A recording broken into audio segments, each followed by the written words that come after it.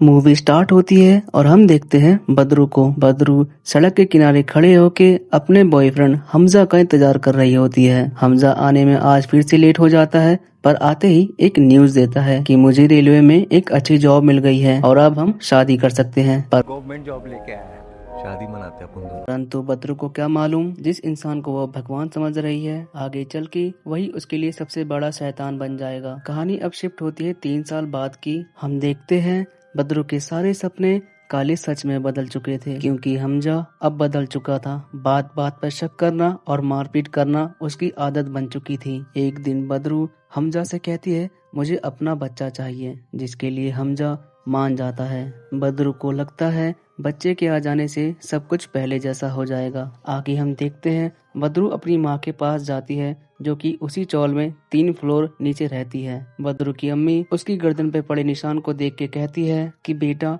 तू उसे छोड़ क्यों नहीं देती, वापस आ जा और आके मेरे साथ रहे। परंतु बदरू कोई जवाब नहीं देती। अभी भी देख रही हूँ, कल पोटला बांध के घर आ वापस। पिछले 3 साल से ये शक्ल सूरत का धोबी तालाब बना के रख दिया है उस आदमी ने।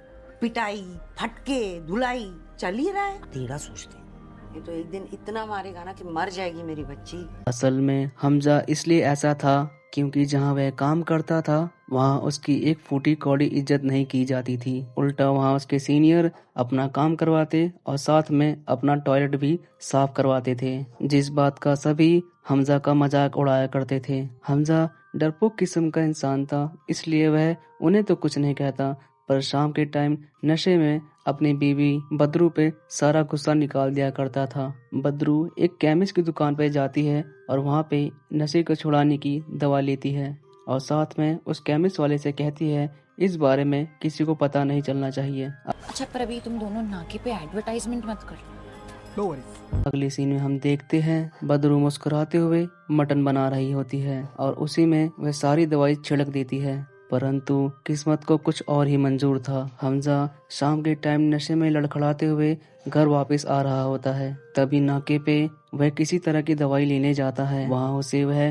केमिस्ट वाला ये बातों बातों में बता देता है कि आपकी बीवी आज हमसे नशा छुड़ाने की दवाई लेके गई है। इस बात से हमजा काफी शर्मिंदगी महसूस करता है और आग बबूला हो जाता है। घर पहुँचते ही बदरू की शामत आ जाती है। वह बदरू को काफी डांटता है और उससे कहता है तूने ऐसा क्यों किया। बदरू पलट के जवाब देती है कि तुम पी के आते हो तो जानवर बन जाते हो, मैं तुम्हें बस इंसान बनाना चाहती हूँ। मैं तंग आ चुकी हूँ रोज रोज की इस मारपीट से। परंतु कलेश बढ़ जाता है और मारपीट होने लगती है, जिसकी वजह से आवाज नीचे पार्लर तक जाती है।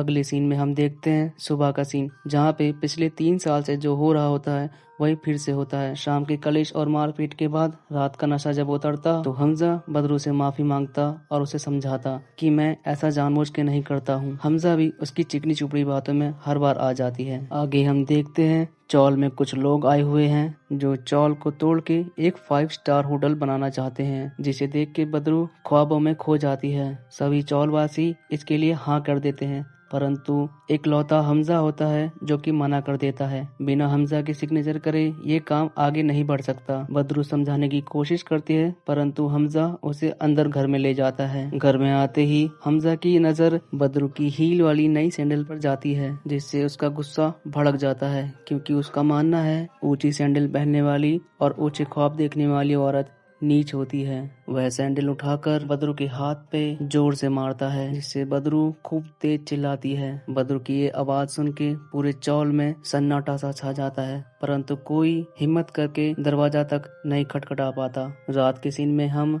हमजा और बदरू दोनों को सोते हुए देखते हैं, जिसमें बदरू जाग रही होती है और सोच रही होती है ये आदमी कभी नहीं बदलेगा। और अगली सुबह फिर वही सब होता है। हमजा का नशा उतरता है और वह बदरू को मनाने के लिए आता है, परंतु वह मानती नहीं है। हमजा के चले जाने के बाद वह घर के बर्तनों को तोड़ने लगती है। उतने में वहाँ पे एक जुल्फी नाम का आदमी आता है। कैसे आया? हाला कब से कॉल कर रही है, ये हाथ को क्या हुआ तुम जाओ, एक बार में समझ नहीं आ रही बात। जो मेरे को समझ में आ रहा है उसको तुम काहे को इग्नोर मार रही हो बदरू। फिर हम देखते हैं बदरू अपनी माँ के साथ मार्केट में घूम रही होती है। तभी बातों बातों में बदरू अपनी माँ से कहती है कि मैं कई बार सोचती हूँ उसे जान से मार दूं।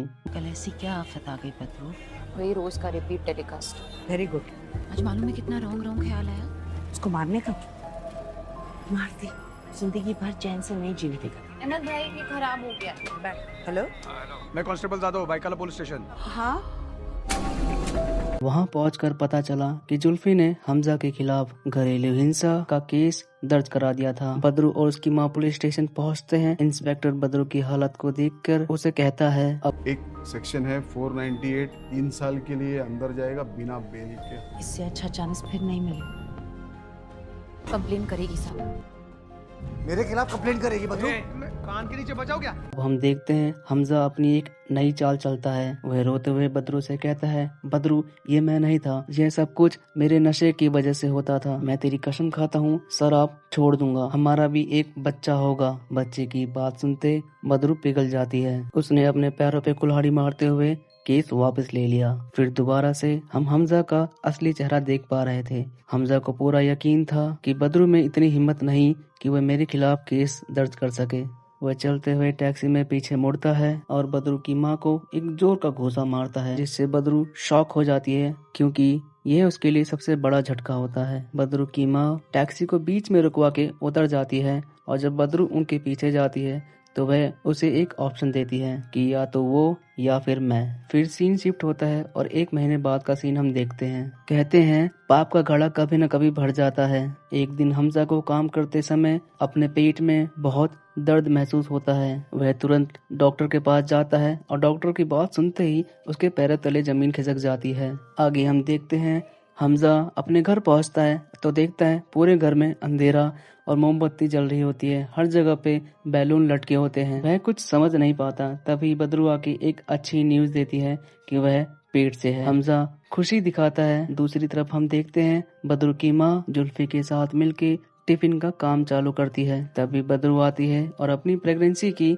अच्छी न्यूज देती है, जिसे सुन के वह काफी खुश हो जाते हैं। नानी बनने की खुशी में वह बदरू को माफ कर देती हैं और उसे गले लगा लेती हैं। और अब हमजा भी माफी मांगता है, जिसके बाद सब कुछ अच्छा होने लगता है। लेकिन कहते हैं ना कि ये तूफान के आने की पहले की शांति होती है। हमजा को अंदर ही खा रहा था कि उसकी कंप्लेंट करी तो करी किसने। एक दिन बातों बातों में वह पुलिस वाले से कंप्लेंट करने वाले का नाम जान लेता है। हमजा तू जैसे सोच रहा है वैसा कुछ भी नहीं है। गाड़ी रोक साइड में।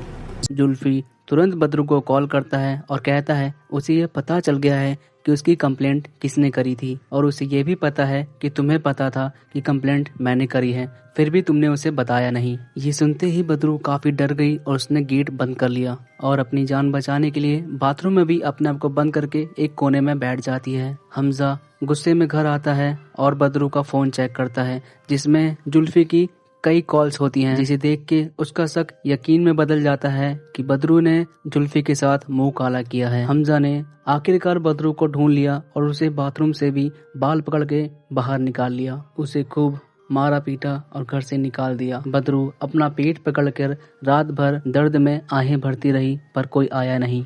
अब अंधेरा छा गया। बदरू की आंख खुलती है तो देखती है कि वो हॉस्पिटल में है। डॉक्टर उसके पास आती है और उसे एक बैड न्यूज देती है कि आपके पेट में जो बच्चा था अब वो नहीं रहा, जिससे बदरू काफी टूट जाती है और रोने लगती है। उसका दुख इतना ज्यादा था कि खुद की जान लेने की सोचती है, पर तुरंत रुक जाती है और सोचती है कि मैं क्यों मरूं।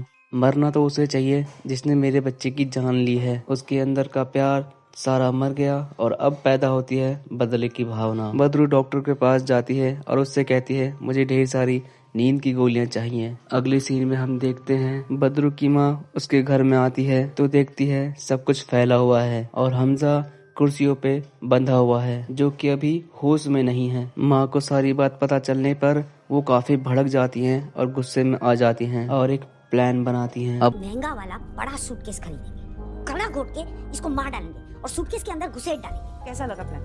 मम्मी अब खाना अच्छा बना लेती हूँ, कहानी नहीं। मेरे को हमजा को मारने का नहीं है अम्मी, तो कॉल दे इसको। मेरे को बस अपनी रिस्पेक्ट वापस चाहिए। इस खेल में जुल्फी भी शामिल था। रात में बदरू ने वही ड्रेस पहनी जो हमजा के लिए लेकर आई थी, लेकिन कभी हिम्मत ना हुई उसे पहनने की। हमजा की आंख खुली तो उसने देखा कि आज बदरू कुछ अलग ही अंदाज में है। वो बदरू को फिर से बहलाने फुसलाने लगा, वही हमेशा वाली उसकी चाल। परंतु बदरू अब पूरी तरह से बदल चुकी थी। बदरू अपनी सैंडल उठाती है और उससे अपना पुराना हिसाब पूरा करती है और रोते हुए बोलती है। अब हमजा के फोन पे कॉल आती है उसके बॉस की, जिसे बदरू उठा लेती है और बड़े सफाई से झूठ बोल देती है कि वो यहाँ पे है ही नहीं। गाँव गए हैं, हमजा के अब्बू गुजर गए। फिर हम देखते हैं बदरू वो कागज लेके आती है जो चौल के लिए होते हैं। हमजा डर के मारे उस पे सिग्नेचर कर देता है। हम देखते हैं बदरू का ध्यान जैसे भटक जाता है। हमजा किसी तरह खुद को छुड़ा लेता है और बदरू के पीछे पीछे किचन तक पहुंच जाता है। किस्मत अच्छी होती है कि अम्मी आ जाती हैं। मौका देखते ही बदरू बेलन उठा के हमजा को जोर से मारती है। आगे हम देखते हैं बदरू की माँ अपने बचपन के दोस्त के पास जाती है जो डॉक्टर होता है। उससे एक जहरीला इंजेक्शन मांगती है जो कि उसे मिल भी जाता है। इस इंजेक्शन से इंसान मरता तो नहीं है पर पैरालाइज हो जाता है। फिर हम देखते हैं हमजा का बॉस घर आ जाता है उस चाबी को लेने के लिए जिसके लिए वह कॉल करता है। बदरू देखती है और देख के डर जाती है। तभी बदरू तुरंत हमजा को इंजेक्शन लगा देती है जिससे वह नशे की हालत में दिखने लगता है। बॉस घर के अंदर आता है और हमजा को देख के कहता है कि आप तो कह रहे थे कि ये गांव चले गए हैं, क्या ये झूठ बोलने के लिए आपको हमजा ने कहा था? तो बदरू कहती है हाँ जी इन्होंने ही कहा था। बॉस गुस्सा करता है और हमजा से बोलता है तू कभी नहीं सुधरेगा कामचोर। हमजा बॉस को इशारे में समझाने की कोशिश करता है पर बॉस को लगता है कि हमजा ने पी रखी है। हमजा गुस्से में नाक सिकोड़ता है। बदरू बॉस को चाबी लाके देती है और बॉस हमजा को ये कह के चले जाते हैं कि कल काम पे आ जाना। इन सब के बाद बदरू सोचती है कि हमें एक और काम करना चाहिए कि हमजा की मिसिंग कंप्लेंट कर देनी चाहिए। इंस्पेक्टर के पास जब वो कंप्लेंट करने जाती है तो इंस्पेक्टर को पिछला रिकॉर्ड याद आ जाता है कि पहले जुल्फी ने कंप्लेंट करी, फिर बदरू ने हाँ करी और बदरू फिर मुकर गई। जरूर बदरू ने जुल्फी के साथ मिलकर अपने पति को साइड कर दिया होगा, लेकिन इंस्पेक्टर कंप्लेंट लिख लेता है। परंतु बदरू और उसकी माँ के साथ में पुलिस वालों को भेज देता है कि जाके चेक करके आओ। दूसरी तरफ हमजा जुल्फी को अपनी बातों में बहला फुसला रहा होता है। तब तक सभी वहाँ पहुँच जाते हैं। पुलिस पूरा घर चेक करने लगती है, एक एक कोना। बदरू तो डर जाती है कि आज तो हम गए। जब पुलिस वालों को कुछ नहीं मिलता तो वो जुल्फी को पकड़ लेते हैं। तेरा चक्कर चल रहा है ना बदरू से कि तू सच बता बात क्या है? तेरे को क्या लगा इसके पति को सल्टा देंगे तेरा लाइन क्लियर हो जाएगा? मेरे को प्यार है मेरे को प्यार, लेकिन मेरे को बदरू से प्यार नहीं है। खाला क्यूट लगती है। खाला क्यूट लगती है? अरे चाइनीज ट्रिपल एक्स देख के ना तेरी नियत आंटी लोग पे फिसलने लगी है। डीलिंग परमिशन लेके नहीं आती। हाँ हमजा मिल गया, चलो तू भी चल। चलो सब पता। अम्मी थाने में हमजा बदरू के खिलाफ शिकायत करने ही वाला था कि इंजेक्शन के असर से उसकी जुबान अभी भी लड़खड़ा रही होती है। तभी मौके पे बदरू वहाँ पहुँच जाती है और सताई हुई बीवी की हरकतें करने लगती है। इंस्पेक्टर को लगता है हमजा नशे में घर से निकल गया होगा तो उसे वापस घर भेज देता है। घर आके तीनों ने एक गंभीर प्लान बनाया। प्लान के मुताबिक बदरू ने हमजा से एक सौदा किया। डायवर्ट दे दूंगा, घर भी तेरे नाम कर दूंगा। तेरे को जा रहे तो मैं सच में अपने गांव चला जाऊंगा। ये सब वीडियो पे बोलोगे मेरी तसल्ली के लिए? जैसा तुम बोलो। मैं बदरुनिसा शेख का शौहर हूँ। मैं अपनी बीवी बदरू से बेहद मोहब्बत करता हूँ, लेकिन उसको मारता पीटता भी हूँ। मेरे को लगा प्रॉब्लम दारू में है, लेकिन जिस दिन मेरी मारपीट की वजह से हमने हमारी बच्ची खो दी, मैंने दारू नहीं पीती उस दिन। प्रॉब्लम दारू में नहीं है, प्रॉब्लम मेरे में है। मैं बदरुनिसा को और दुख नहीं देना चाहता, इसलिए मैं सब छोड़ के जा रहा हूँ हमेशा के लिए अपने गांव। अपलोड करो। रात के अंधेरे में हमजा को कंबल में लपेटा, गाड़ी में डाला और एक सुनसान पटरी पे छोड़ दिया और फिर उस पटरी पे उसे बांध दिया। तीनों जा ही रहे होते हैं कि ट्रेन आते देख बदरू का दिल पसीज गया। उसे ये गलत लगने लगा। उसने जुल्फी से कहा खोलो इसे, हम कातिल नहीं है, हम इसे ऐसे नहीं मार सकते। तब तक हमजा का भी होश आ जाता है और फिर इन तीनों के बीच में बातें होती हैं। जा तू हमसे मिट गया, तू जा। ए क्या जैसा बोल रही है मेरे को छोड़ेगी? मैं नहीं छोड़ेगा। मैं जैसे तेरी बेटी को मारा था ना, अगले दिन मस्जिद में एक ऐलान होता है कि दुर्घटना में हमजा की जान चली गई। बदरू के घर सभी शोक मनाने आते हैं, पर बदरू के मन में कुछ अलग ही सुकून था। हम सीन देखते हैं पुलिस स्टेशन का, जहां इंस्पेक्टर एक्सीडेंट की न्यूज सुन के ये सोचता है कि नशे में उसका हो गया होगा। और आगे हम देखते हैं बदरू को, जो अब अपनी जिंदगी खुल के जी रही होती है, ना कोई डर, ना कोई शक, ना कलेश। सो ही गाइस, ये थी आज की स्टोरी। आपको ये मूवी कैसे लगी है मुझे जरूर बताना, और मैं एक सलाह दूंगा कि अगर हो सके तो इस मूवी को एक बार पूरा खुद देखना। मैं यकीन दिलाता हूँ कि आपको बहुत मजा आएगा।